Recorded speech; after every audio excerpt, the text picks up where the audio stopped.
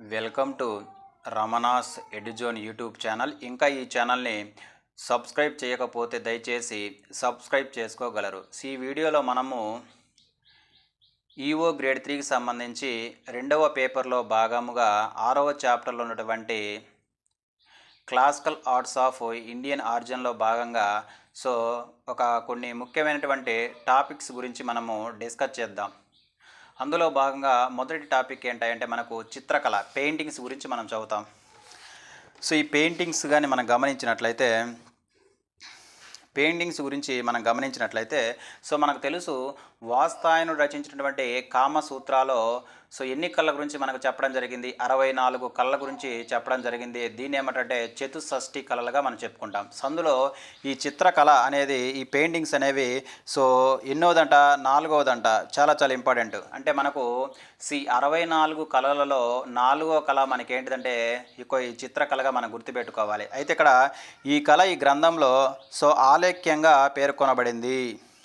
Okay, next point మనం గమనించినట్లయితే మనకు చిత్రకళ అనగానే మనకు ఒక ఇంపార్టెంట్ గుహల గుర్తు రావాలి. ఆ గుహలే మనకి ఏంటంటే భీంబేట్కా గుహలు. చాలా ఇంపార్టెంట్. ఈ భీంబేట్కా గుహలు ఎక్కడున్నాయి? మధ్యప్రదేశ్లో ఉన్నాయిగా మనం గుర్తుపెట్టుకోవాలి. నెక్స్ట్ ఇక్కడ భారతీయ సాంప్రదాయ చిత్రకళను మనకు 3 వర్గాలుగా విభజించారు. అంటే ఈ భారతీయ సాంప్రదాయ చిత్రకళను 3 ప్రధాన భాగాలుగా గుర్తించవచ్చు. అందులో మొదటిది ఏంటంటే కుడ్య చిత్రాలు అంటాం. కుడ్య చిత్రాలు, దీన్ని ఏమంటే మూరల్ అంటాం. MURAL, మూరల్ అంటాం. నెక్స్ట్ వచ్చరికి సూక్ష్మ చిత్రాలు, దీన్ని ఏమంటే మినియేచర్స్ అంటాము. సూక్ష్మ చిత్రాలు అంటే వీటి పరిమాణం ఎలా ఉంటుంది? తక్కువగా ఉంటుంది. అదేవిధంగా వస్త్ర చిత్రాలు, పెయింటింగ్స్ ఆన్ క్లాత్ అంటాం. అంటే ఏదైనా ఒక ప్రత్యేకమైనటువంటి వస్త్రంపై వేస్తారు. ఇటువంటి చిత్రాలను ఏమంటామంటే మనకు వర్ణ చిత్రాలు లేదా వస్త్ర చిత్రాలుగా మనము చెప్పుకుంటాము. నెక్స్ట్ ఇక్కడ కుడ్య చిత్రాలకు మనకు కొన్ని ఎగ్జాంపుల్స్ ఇంపార్టెంట్. కుడ్య చిత్రాలు అనగానే మనం గుర్తురావాల్సిన విషయం ఏంటంటే వీటికి ఎగ్జాంపుల్స్గా మనం వేటిని చెప్పుకుంటాము అంటే అజంతా గుహలు, అదేవిధంగా ఎల్లోరాలో ఉన్నటువంటి కైలాసనాథ దేవాలయాలు ఇవి రెండు కూడా ఏవి?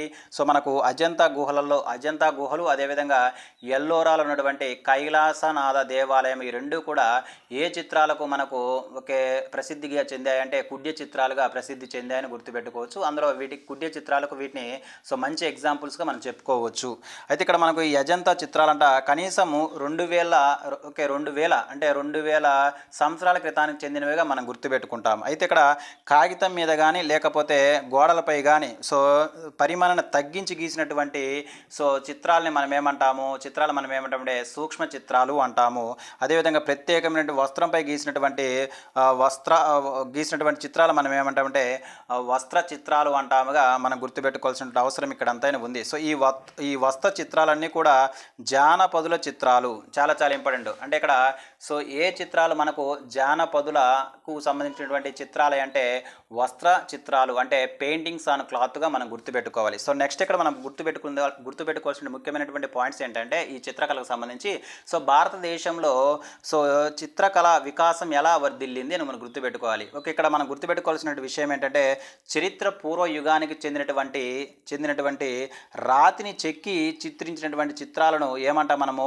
పెట్రోగ్లిప్స్ అంటాం. చాలా ఇంపార్టెంట్. పెట్రోగ్లిప్స్ అంటే చరిత్ర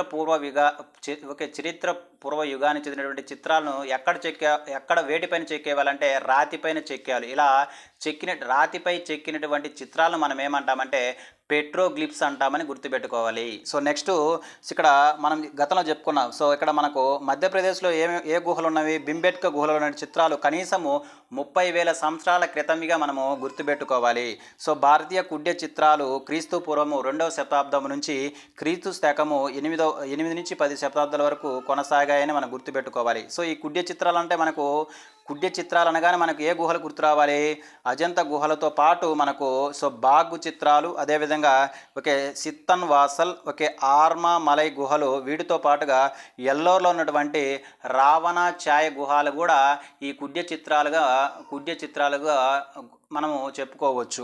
నెక్స్ట్ ఇక్కడ మనకి ఇంపార్టెంట్ ఎగ్జామినేషన్ పాయింట్లు అంటే జోగిమేర గుహలో అతి ప్రాచీనమైన రంగస్థలంను చిత్రించడం జరిగింది. అంటే అక్కడ సో ఏ గుహలో మనకు అతి ప్రాచీనమైన రంగస్థలంను చిత్రీకరించారు అంటే జోగిమేర గుహలని గుర్తుపెట్టుకోవాలి. సో నెక్స్ట్ ఇక్కడ మనం గుర్తుపెట్టుకోవాల్సిన విషయం ఏంటంటే ఇలా విశాలమైన ప్రదేశం గీసే ఇలాంటి చిత్రకళ తాళపత్రాలకు చేరడంతో సూక్ష్మ రూప చిత్రకళ ప్రారంభమైంది. అంటే మనకు గతంలో విశాలమైన ప్రదేశాలలో మనకు చిత్రాన్ని డ్రా చేయడం జరిగేది. కానీ తర్వాత ఏమొచ్చాయి, తాళపత్ర గ్రంథాలు రావడం వల్ల సో ఇలా తాళపత్రాలలో సో మనం చిత్రాలు గీయడం దేనికి ఆరంభం అంటే సూక్ష్మ చిత్రాలకు ప్రారంభంగా మనం గుర్తుపెట్టుకోవాలి. సో ఇక్కడ ఈ సూక్ష్మ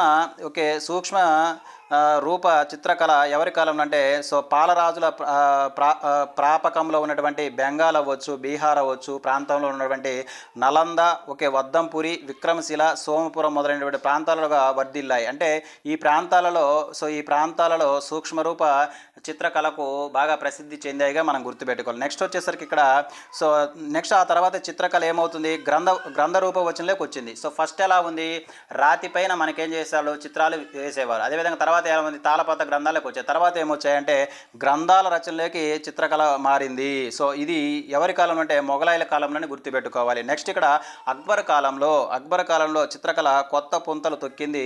సో ఈయన ఒక ఫతేపూర్ సిక్రీ నిర్మించిన తర్వాత గుజరాత్ నుంచి అవ్వచ్చు, కాశ్మీర్ అవ్వచ్చు, అదేవిధంగా రాజస్థాన్ కాకుండా పర్షియా దేశాల నుంచి కూడా వందలాది మంది కళాకారులను రప్పించాడు. వీరిలో మీర్ సయ్యద్ అలీ అదేవిధంగా అబ్దుల్ సమదులు ముఖ్యులు.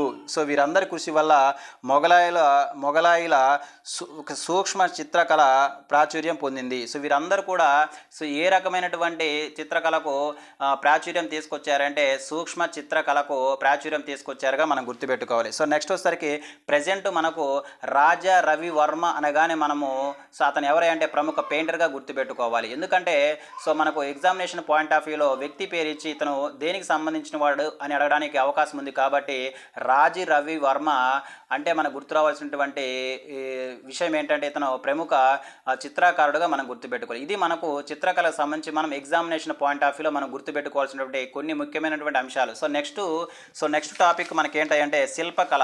చాలా చాలా ఇంపార్టెంట్ శిల్పకళ. సో ఈ శిల్పకళ గురించి సో మనకు వాత్సాయనుడు రచించినటువంటి కామసూత్రంలో 64 కళలో ఈ శిల్పకళ అంట 38వ కళగా ఉందంట. సో ఇక్కడ ఇది గుర్తుపెట్టుకోవాలి. నెక్స్ట్ శిల్పాల గురించి వివరించే శాస్త్రాన్ని మనం ఏమంటామంటే ప్రతిమా శాస్త్రము అంటాం. సో ప్రతిమా శాస్త్రము ఎవరి గురించి తెలుపుతుంది అంటే సో శిల్పాల గురించి తెలియజేస్తుందిగా మనం గుర్తుపెట్టుకోవాలి. అదేవిధంగా ఈ శిల్పాలు నేర్పే విద్యను అంటే శిల్పాలు ఎలా చెక్కాలి అని నేర్పే విద్యను మనం ఏమంటామంటే సో ప్రతిమా విద్య అంటామని గుర్తుపెట్టుకోవాలి. సో ప్రతిమా శాస్త్రం అంటే శిల్పాల గురించి చదివే శాస్త్రాన్ని ప్రతిమా శాస్త్రము అంటారు. అదేవిధంగా ఇది శిల్పాలను చెక్కే విధానం నేర్పే విద్యను మనం ఏమంటామంటే ప్రతిమా విద్య అంటామని గుర్తుపెట్టుకోవాలి. ఈ శిల్పాలు చెక్కే వారిని శిల్పితో బాటుగా ఏమంటాము, స్థపతి అంటాం. అంటే శిల్పాలు చెక్కే వాళ్ళు మనం జనరల్గా ఏమంటాము, శిల్పి అంటాం. ఈ శిల్పి కాకుండా ఇతను ఏమంటారు అంటే స్థపతి అంటాము. కావున ఈ కళకు మరొక పేరేంటంటే స్థాపత్యం అంటాం. అంటే ఇక్కడ శిల్పకళకు మరొక పేరేంటయ్యా, స్థాపత్యం. ఎందుకు అంటామంటే ఈ శిల్పి చెక్కేవాడిని శిల్పితో పాటు ఇంకొక పేరుతో కూడా పిలుస్తాం. అదే ఏంటిదంటే స్థపతి అని గుర్తుపెట్టుకోవాలి. సో నెక్స్ట్ ఇక్కడ మనకు ఆలయాల శిల్పాలను మనం గమనించినట్లయితే దేవాలయ శిల్పాలు ఆగమ శాస్త్ర సాంప్రదాయాలను పాటిస్తాయి. సో మనం చెప్పుకున్నాము ఆగమ శాస్త్రాలు ఏం చెప్తాయి, సో శిల్పాలను ఎలా చెక్కాలి, దేవాలయాలను ఎలా కట్టించాలి, ఆ దేవాలైనటువంటి విగ్రహాన్ని ఎలా పూజించాలి, ప్రతిష్ఠించాలని తెలిపే మనకు ఆగమ శాస్త్రాలను గతంలో మనము చదువుకున్నాం. అయితే ఇక్కడ దేవాలయ శిల్పాలు కూడా ఏ సాంప్రదాయాలను పాటిస్తాయంటే ఆగమ శాస్త్ర సాంప్రదాయాలను పాటిస్తాయిగా మనం గుర్తుపెట్టుకోవాలి. హిందూ దేవాలయాల్లో చెక్కినటువంటి శిల్పాలను 3 తరగతులు వర్గీకరిస్తారు. అందులో ఒకటి మూల దేవతలు, రెండోది ఎవరు, పార్శ్వ దేవతలు, మూడో వారు ఎవరంటే పరివార దేవతలుగా గుర్తుపెట్టుకోవాలి. మూల దేవతలు అంటే ఆలయానికి మూలమైనటువంటి అంటే ఆ దేవాలయము ఎవరికి చెందిందో ఆ దేవతను మనం ఏమంటామంటే మూల దేవత అని అంటాము. అదే అంటే దానికి ప్రధానమైన దేవతే మనకేంటిది, మూల దేవత గుర్తుపెట్టుకోవాలి. ఈ దేవతకు ప్రాణ ప్రతిష్ఠ ఆవాహనల ద్వారా దైవిక శక్తిని కలిగించి తర్వాత ఆరాధించడము ప్రారంభిస్తారు. సో ముందు ప్రతిష్ఠించిన తర్వాత దాన్ని ఆరాధిస్తారు. సో దాన్ని మనం ఏమంటామంటే ప్రధాన దేవత అంటాము. ఆ ప్రధానమైనటువంటి దేవతని మనం ఏమంటామంటే మూల దేవత అంటాము. ఇది హిందూ దేవాలయంలో మొదటి రకమైనటువంటి శిల్పం. సో నెక్స్ట్ వచ్చేసరికి మనకి ఏం చెప్పుకున్నాము, పార్శ్వ దేవత. సో పార్శ్వ దేవతని ఎవరంటారంటే ఆయా దేవతలకు, అంటే ఏ దేవత అయితే ప్రధానంగా ఉంటుందో ఆ దేవతకు అత్యంతమైనటువంటి ముఖ్యులు అవ్వచ్చు లేదా సంబంధికులు అవ్వచ్చు. సో వారందరినీ మనం ఏమంటామంటే పార్శ్వ దేవతలు అంట. ఫర్ ఎగ్జాంపుల్ మనము శివుని తీసుకున్నాం అనుకో, శివుడు వచ్చేసరికి మనకు ప్రధానమైనటువంటి దేవుడు. సో శివుడికి సంబంధించినటువంటి వినాయకుడు అవ్వచ్చు, పార్వతీదేవి అవ్వచ్చు, కుమారస్వామి అవ్వచ్చు, నంది, అలాగే రాముడికి హనుమంతుడు, విష్ణువుడికి గరుత్మంతుడు, వీళ్ళందరూ కూడా ఎవరవుతారు, పార్శ్వ దేవతలు. అంటే ప్రధాన దేవతను మన మూల దేవతని, ఆ ప్రధాన దేవతకు సంబంధించినటువంటి ముఖ్యులు అవ్వచ్చు, ముఖ్యులను మనం ఏమంటామంటే పార్శ్వ దేవుడని అంటాము. నెక్స్ట్ అలాగే అష్టదిక్కులలో నివసించే దేవతలను మనం ఏమంటామంటే పరివార దేవతలు అంటాం. ఈ విధంగా దేవాలయాల శిల్పాలను 3 తరగతులు వర్గీకరించారు. అందులో వచ్చేసరికి ఏంటంటే సో మూల దేవత, అదేవిధంగా పార్శ్వ దేవతలుగాను, అదేవిధంగా పరివార దేవతలుగా విభజించడం జరుగుతుంది. అయితే ఇక్కడ మనం గుర్తుపెట్టుకోవాల్సినటువంటి విషయం ఏంటంటే ఆలయ గర్భగృహంలో ఉండేటువంటి విగ్రహాన్ని మనం ఏమంటాము, మూల విగ్రహం అంటాం. మనకు జనరల్గా వింటుంటాం పల్లెటూళ్ళలో. సో మనము మూల విగ్రహము అంటాము. దీన్ని ఏమంటామంటే మూల విరాట్ అని అంటాం. అంటే సో ఆలయం తీసుకున్నప్పుడు ఆలయంలో గర్భగుడి ఉన్నటువంటి విగ్రహాన్ని మనం ఏమంటామంటే మూల విరాట్ అంటామని గుర్తుపెట్టుకోవాలి. నెక్స్ట్ సాంప్రదాయం ప్రకారము భారతీయ శిల్పులు 4 తెగలలుగా ఉన్నారని గుర్తుపెట్టుకోవాలి. సో వీరందరూ కూడా బ్రహ్మ నుండే ఉద్భవించారని, వీరి మూల పురుషుడు ఎవరు మనకు సో మహాభారత గ్రంథాల్లో పేర్కొన్నటువంటి దేవశిల్పి ఎవరు, విశ్వకర్మగా మనం గుర్తుపెట్టుకోవాలి. అంటే ఇక్కడ మనం బాగా గుర్తుపెట్టుకోవాల్సిన విషయం ఏంటంటే సో భారతీయ శిల్పులకు ఇక్కడ మనం గుర్తుపెట్టుకోవాల్సినటువంటి విషయం ఏంటంటే సో భారతీయ శిల్పులు ఎన్ని తెగలుగా ఉన్నారు, 4 తెగలుగా ఉన్నారు. సో వీరందరూ కూడా ఎక్కడి నుంచి ఉద్భవించారంటే సో వీరందరూ బ్రహ్మ నుండే ఉద్భవించారని, వీళ్ళ యొక్క మూల పురుషుడు ఎవరని చెప్పుకున్నాము, సో మహాభారతాది గ్రంథంలో పేర్కొన్నటువంటి దేవశిల్పి అయినటువంటి విశ్వకర్మగా మనం గుర్తుపెట్టుకోవాలి. అదేవిధంగా ఇక్కడ ఒక గ్రంథం ఉంది, ఒక ప్రముఖ గ్రంథం. ఆ గ్రంథం ఏంటంటే మానసారం. సో ఈ మానసార గ్రంథం ప్రకారము పరబ్రహ్మకు ఎవడు పుట్టాడు, పద్మసంభువుడు పుట్టాడు. సో అకార్డింగ్ టు మానసారం గ్రంథం ప్రకారము పరబ్రహ్మకు ఎవరు పుట్టారు, పద్మసంభవుడు పుట్టాడు. సో ఈయన 4 ముఖాల నుంచి మనకెవరు, విశ్వకర్మ, మయుడు, త్వష్ట, అదేవిధంగా మనువులు. ఎవరు, విశ్వకర్మ, నెక్స్ట్ మయుడు, అదేవిధంగా త్వష్ట, మనువులు పుట్టారు. సో ఈ నలుగురికి వరుసగా ఎవరు పుట్టారట, స్థపతి, సూత్రగ్రాహి, నర్తకి, అదేవిధంగా తక్షకుడు అనే పుత్రులు పుట్టారు. సో అదేవిధంగా వీరిలో ఒక్కొక్కరికి ఒక్కొక్క ప్రత్యేకత ఉంది. అంటే ఇక్కడ మనం చూస్తే స్థపతి ఎవరు, సకల శాస్త్ర పరంగతుడైన ప్రధాన పర్యవేక్షకుడు. ఇతన్ని మనం ఏమంటే చీఫ్ ఆర్కిటెక్ట్ అంటాం. ఎవరు, స్థపతి. నెక్స్ట్ ఎవరు, వేదవిధుడు. సో వేదవిధుడు అనగానే ఇతను దేనిలో ప్రత్యేకత, ఇతని యొక్క ప్రత్యేకత ఏంటంటే నిర్మాణ పథకాలను నిర్ణయించేవాడు. నిర్మాణ పథకాలను నిర్ణయించే వ్యక్తి ఎవరంటే మనకు వేదవిధుడుగా గుర్తుపెట్టుకోవాలి. అదేవిధంగా సూత్రగ్రాహి అంటే ప్రధాన నిర్మాణ నిపుణుడు, పథక నిర్మాణ నిపుణుడు. అంటే ఎవరు, డ్రాఫ్ట్ మ్యాన్గా మనం గుర్తుపెట్టుకోవాలి. అదేవిధంగా నర్తకి ఎవరు, చిత్రకళ నిపుణుడు. అదేవిధంగా తక్షకుడు ఎవడు, వడ్రంగి నిపుణుడు. సో ఈ నలుగురు వల్లే భారతదేశం యొక్క వాస్తు శిల్పము సకల నిర్మాణాలుగా అభివృద్ధి చెందాయంటూ మానసార గ్రంథం చెబుతుంది. ఇది మనము శిల్పకళకు సంబంధించి మనకు ఎగ్జామినేషన్ పాయింట్ ఆఫ్ వ్యూలో మనం గుర్తుపెట్టుకోవాల్సినటువంటి కొన్ని ముఖ్యమైనటువంటి అంశాలు. సో ఇంతటితోటి మనకు ఈఓ గ్రేడ్ 3 సంబంధించి పేపర్ 2లో భాగంగా 6వ చాప్టర్ అయినటువంటి హిందువుల పండుగల గురించి, అదేవిధంగా మనకు classical arts of Indian origin గురించి మనము చెప్పుకోవడం జరిగింది. సో నెక్స్ట్ వీడియోలో మరొక చాప్టర్ గురించి మనము చర్చించుకుందాము. ధన్యవాదాలు.